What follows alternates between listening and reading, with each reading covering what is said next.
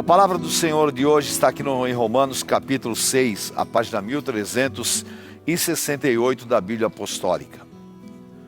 Que diremos, pois? Permaneceremos no pecado para que seja a graça mais abundante? De modo nenhum.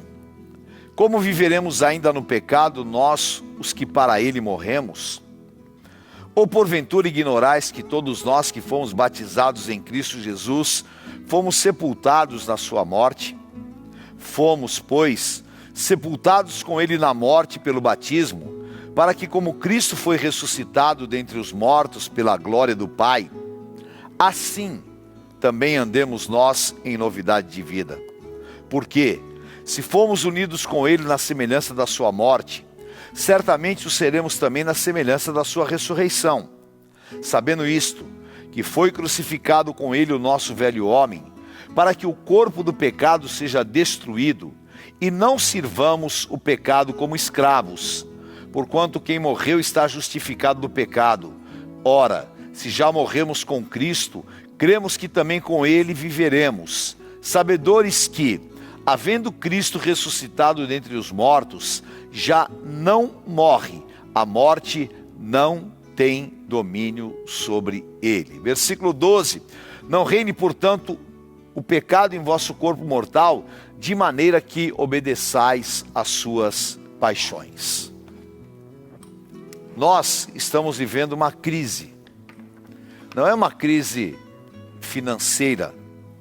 A crise financeira, nós temos aí todas as perspectivas, indicadores que o ano de 2017 vai começar diferente, vai haver a retomada da economia. São medidas econômicas que precisam ser tomadas e, claro, também são ações políticas para que isso aconteça. Mas a verdade é, a maior de todas as crises é a crise espiritual. E qual é a grande crise espiritual? É nós simplesmente sermos inconsequentes quanto ao pecado. Porque João fala que se nós falarmos que não temos pecado, somos mentirosos e o Espírito de Deus não habita em nós. Isso significa o quê? Consciência do pecado. Mas, quando a pessoa perde a consciência do pecado, o que acontece? Uma cauterização, um endurecimento da mente. Aí, ela começa a pecar inconsequentemente. E aí está a grande cilada demoníaca. Por quê? Porque o salário do pecado é a morte. E a pessoa se torna contumaz. Ela começa a pecar, e o pecado já não a incomoda mais. Quando você chega nesse estado que o pecado não te incomoda mais, aí realmente a situação espiritual é grave. Porque quem nos convence do pecado, da justiça e do juízo é o Espírito Santo. Se ele não pode mais atuar na tua vida, aí então que vai atuar? Satanás com todas as suas obras. Agora, quando eu sou um servo de Deus e eu tenho o entendimento de que verdadeiramente eu preciso constantemente de perdão, de cura, eu preciso de estar vencendo o pecado, eu não me entrego a esse sentimento demoníaco de endurecimento. E hoje, debaixo desta palavra, eu quero te falar 3 coisas. Primeiro, você precisa de vencer o pecado. Um homem de Deus não pode viver de desculpas. Um homem de Deus não pode viver escondido em cavernas. Um homem de Deus não pode andar na sua própria direção. O mundo jaz no maligno. Satanás tem deitado e rolado. Então, não reine o pecado no teu corpo mortal. Mas você tem que agir como aquele que tem autoridade e poder. Por quê? A segunda coisa é, você está morto para o pecado. Você nasceu de novo. Você é uma nova criatura. A experiência com Cristo foi verdadeira na tua vida.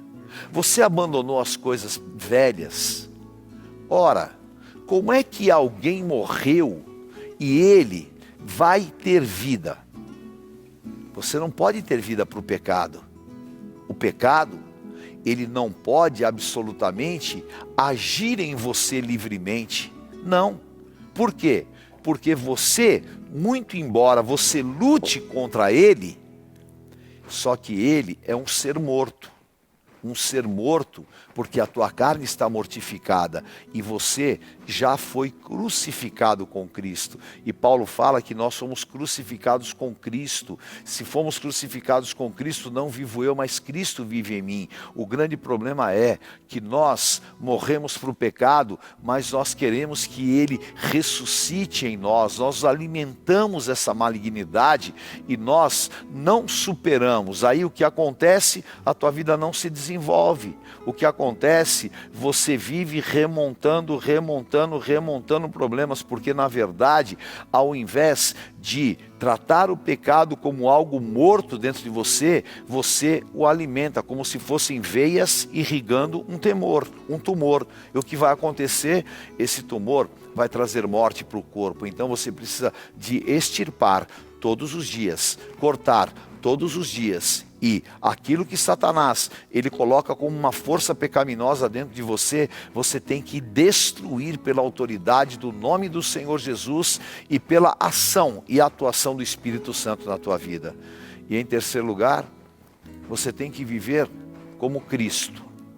Cristo, se nós somos iguais a Ele, na semelhança da sua morte, porque o novo nascimento é a semelhança à morte de Cristo.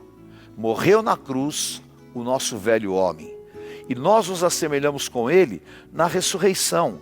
A ressurreição do novo homem. A ressurreição do novo homem é a grande bênção, porque aqui Paulo fala que nós devemos andar em novidade de vida. E você está andando em novidade de vida? Você tem certeza que se agora, você morrer, você vai para a eternidade? Ah, mas se eu tiver pecado, eu vou para o inferno? Não, não é isso.